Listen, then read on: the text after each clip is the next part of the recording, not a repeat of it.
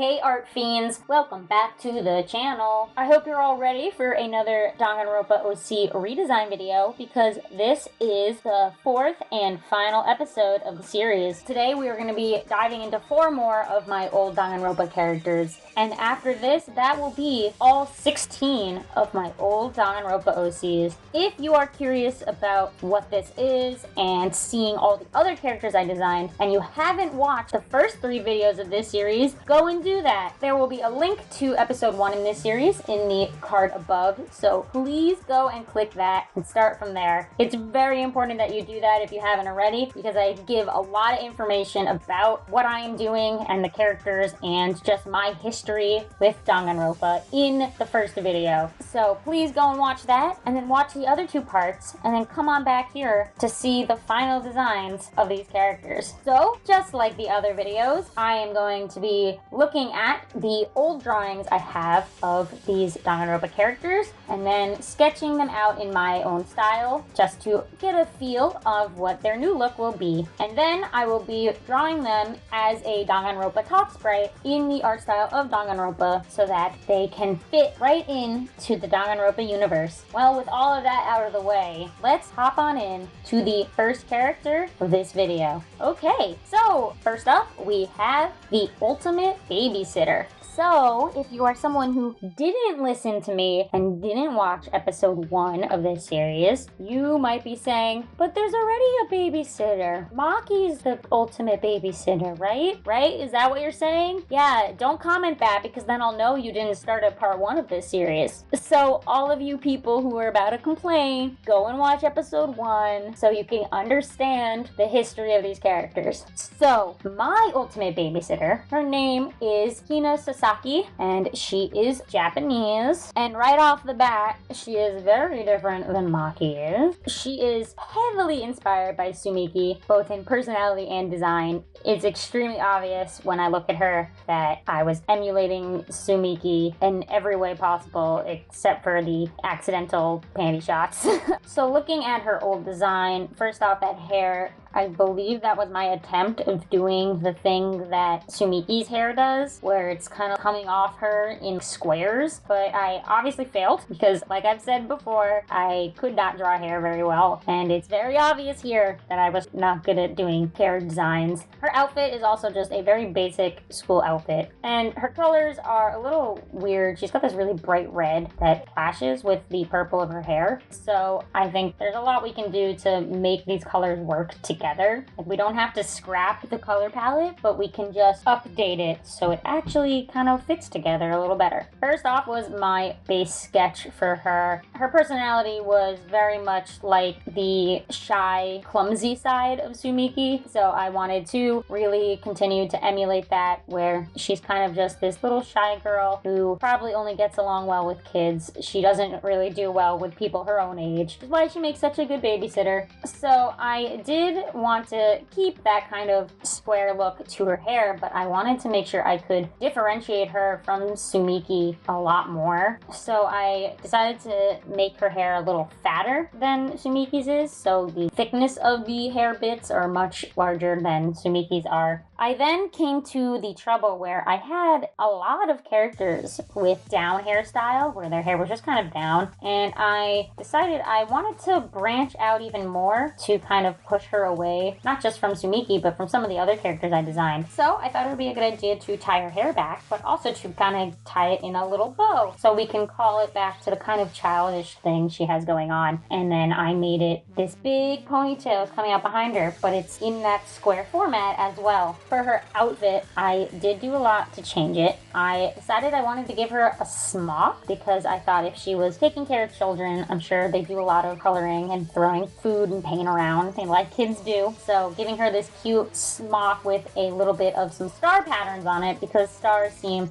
kind of kid-friendly to me, so to also put a little bit of a pattern on her as well. And then the rest of her, I decided I was going to stick with the kind of school uniform underneath and call it back to the old, and then also call it back to how in Danganronpa a lot of characters just have school uniforms on. So when it came time to do the sprite, I kind of did the same thing I did with Lifu in the last video, where I over-exaggerated some of the parts parts coming out of the body on purpose. So I made her bow pretty exaggerated from behind her head, and I also really puffed out the ponytail that she has. Since Sumiki wears this smock thing as well, it was pretty easy to kind of use that as the base, and then I just added a little bit more what I wanted Hina to have that was different, such as long sleeves and also a little bow on the front of her shirt as well. I then drew that star pattern in by just drawing one star and copying it a bunch. And then it was time to color. So for her hair, I did want it to be purple, but I decided to go lighter. So for her hair, I wanted to stick with purple since purple was kind of her color, but I thought going light instead of dark for her would work really well. One, I have a lot of characters with dark hair colors, so I really wanted to make her look different. And then two, since she is this kind of child at heart where she just really takes care of kids and relates to kids, I thought giving her a nice lighter color would help her look more approachable and friendly than the darker color she had before. So next was the outfit. I stuck with the red and the yellow that she had in her original outfit, but I played with the specifics of that color a lot so that they actually really fit together a lot better than before. And since her hair wasn't so dark now, I could use these colors a little better and they wouldn't clash with her dark hair as much. So I actually kept the yellowy color that she had from before, and then that red that was her accent, I just darkened it a bit, and then I made her smock a much darker red, so there's even another red there. And it also stands out, so she isn't just completely made up of light colors. I then added color for the stars, where I made them darker yellow so that they kind of fit with the smock that she's wearing, the dark color of it. And then it was into shading and adding in the texture, and that makes Hina's new design.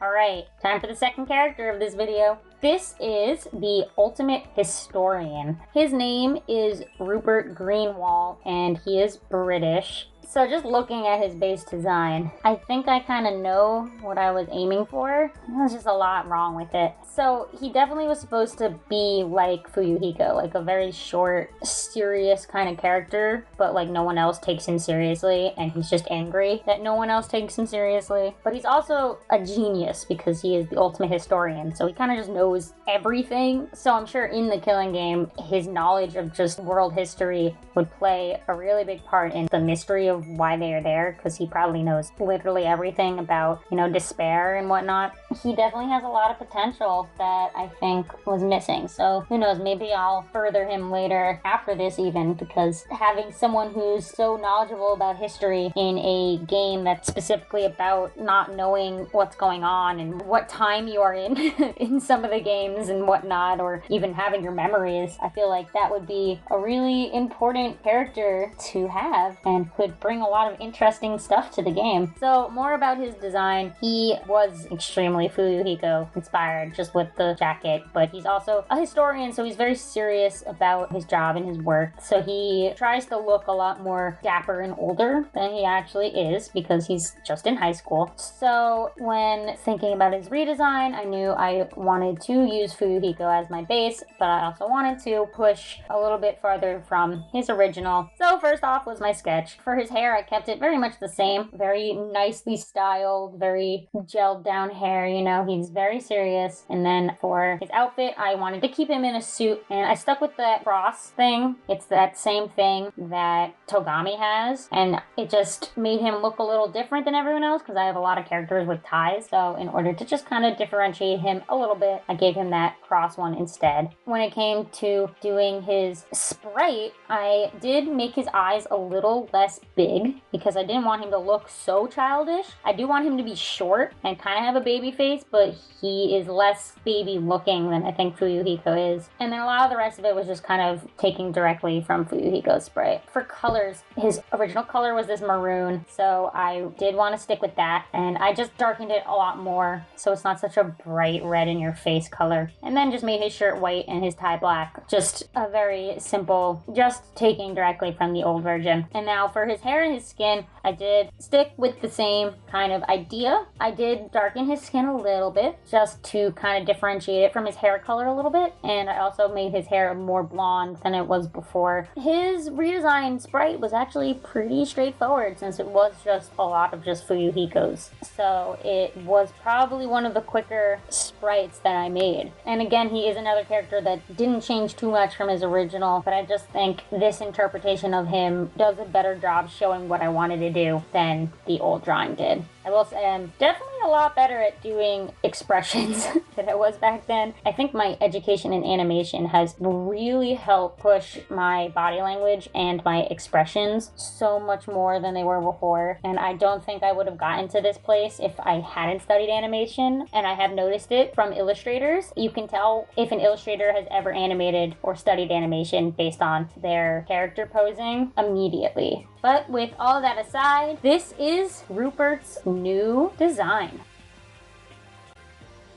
Okay, on to the third character of this video. This is the ultimate architect. Her name is Elpida Nikolai, and she is Greek. So Elpida played the role of a companion in this series. She is like Kirigiri and Nanami and Maki, where she kind of helps the player a lot in the investigations more than all the other characters. And I can tell you now, her original design was heavily Nanami inspired. I loved Nanami, and I still love Nanami, so I can see how I was influenced by my love for that character when it came to designing Elpida. So although I do love Nanami and I love her design, I am trying to make these different and make them not look like characters that already exist. I will be doing a lot to change Elpida, specifically in the hair, because that hairstyle was 100% my attempt to draw Nanami's hairstyle. I know it doesn't look like it at all because, again, I couldn't draw hair very well, but it 100% was supposed to be that kind of bob cut with the curve on the bottom that Nanami has. So besides that, her outfit was just a regular school uniform, and I think it kind of is okay. A lot of Danganronpa characters just wear a school uniform, and it's not specific to their ultimate. And since she is an architect, it's not weird that she's just in her school uniform because, you know, they just wear normal clothes. It's not like an outfit that an architect specifically would wear. So I am probably going to just stick with her school uniform. But of course, we're going to be changing her colors a little bit. I think that orange is a little too bright, and so is the red. So we'll just be doing a little bit of fixing on some of that as well. So hopping into her character design, the biggest thing I knew I was going to be changing was the hair. So I had to do a lot of choices in the hair because I knew that the outfit was pretty much straightforward. School uniform was just going to be the sailor uniform with the skirt and the little bow. I really wanted to spend time on the hair, so I go through quite a few styles. At first, I tried drawing it exactly like how her hair used to be with kind of an updated look to it, but I did think it was a little weird and also still probably too Nanami looking. I then went for some other things. I did like the idea of giving her the straight across bangs where her hair was just flat on the bottom and not pointed.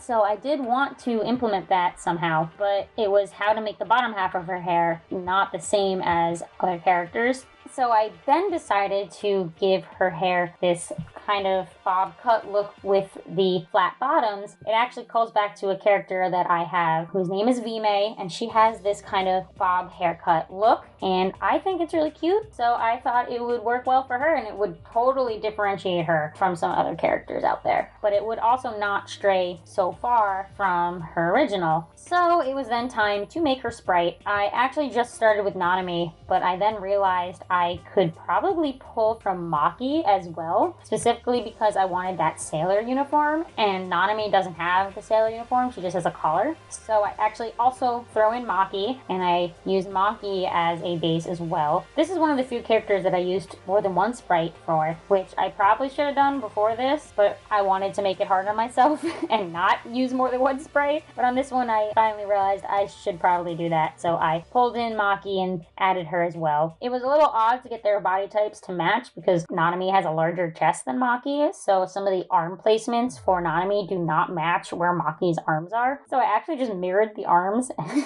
just put them over to the other side, so it's just the same arm twice. I also ended up giving Elpida the little cowlick that all pro tags tend to have. She does play a role that is very close to the playing character, and I think at one point she was gonna be the main character, but I decided she would fit better as the sidekick role than the main role. But giving her the little cowlick is kind of cute, and it also gives her more of that Danganronpa feel with having just that one little bit coming up. So for colors, I stuck very, very close to the original. Her skin is that nice tan brown color that she originally had, but I actually just darkened it a little bit, gave her a little more life and saturation to it. And her hair, I kept brown. I did make it a bit of a darker brown so it would stand out more against her skin. And for her uniform, I stuck with the oranges, but I just played with how bright they were because they were so bright before. And I didn't use red for her tie, I just used darker orange to keep her whole look orange, since that was the color that she had. And then after that, it was just shading and adding in the texture. And with that, that is Elpida's new design.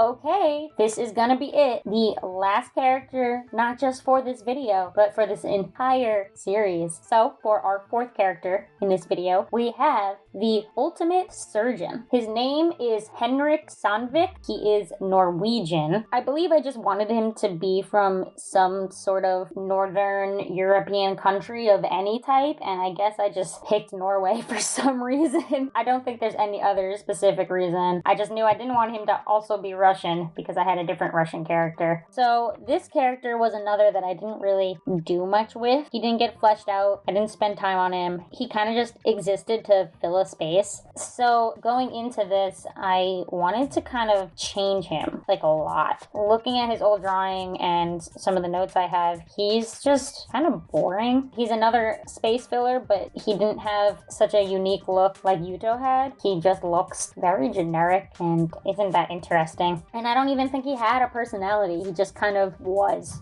He just existed. So I really spent some time thinking about what I wanted him to become and how I wanted his personality to change. So since he is a surgeon, I thought making him a bit more serious would be a good idea. But I also kind of wanted to make him mysterious and kind of interesting. And since he is a surgeon, I thought that giving him a surgical mask would add to the mystery of his character. I was thinking a lot about Korekio from V3 when coming up with the new look and the personality he has. Spoiler, sorry. Korekio is obviously crazy in the end, but originally he's very mysterious and kind of interesting of a character. So I wanted that idea for Henrik. He most likely is also secretly insane. I wouldn't be surprised, but I didn't really think past the whole I want him to look mysterious and kind of creepy. So in his sketch, I kept him very much the same with the collared shirt and the tie. I used Korekio as my base because he has the mask, so it was really, really useful because that was probably the hardest thing to figure out. I also threw Hinata underneath because Hinata has the closed collar shirt, so at this point I knew I could take from more than one sprite and it would make my life easier, so it just helped me draw his shirt. I also decided to have one sleeve rolled and one not rolled. Probably also was wearing surgical gloves, so I mean, why it's rolled, I don't know. It was just a cool extra personality trait that I gave him, so he wasn't just wearing a normal collared shirt and tie. So color-wise, I did keep him very white and pale. I did really like the idea of him being very pale in this and very much pure white kind of around with the silver hair as well. Again, kind of making him very ghostly and mysterious. I made the teal color of the surgical mask, and then I actually ended up using that same color as a pattern on his tie so that it ties in together. And I changed his eyes to red instead of the light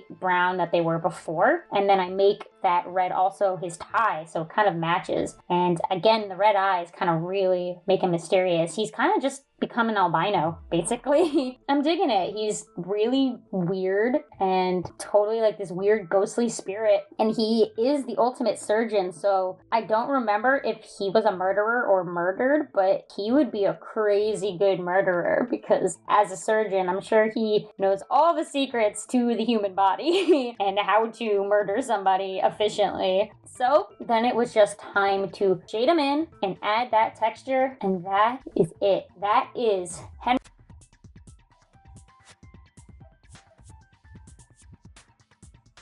Well guys, that is gonna be it for this series. I had a fun time re-looking at these characters and updating them, and also learning about the Danganronpa art style. And I think I've discovered some interesting stuff about how they draw their sprites, as well as some renewed interest in these characters that I made so many years ago. If you enjoyed this series, I do have another series where I redesign old characters. You are welcome to go and watch that so you can see a little bit more of some of these design stuff I do. I also have a series where I redesign your characters. People submit OCs to me and I take a crack at giving them some new designs. I have other videos too that are just some fun art stuff, so please subscribe for some more art content. If you'd like to see other work from me, there are links in the description to my social media.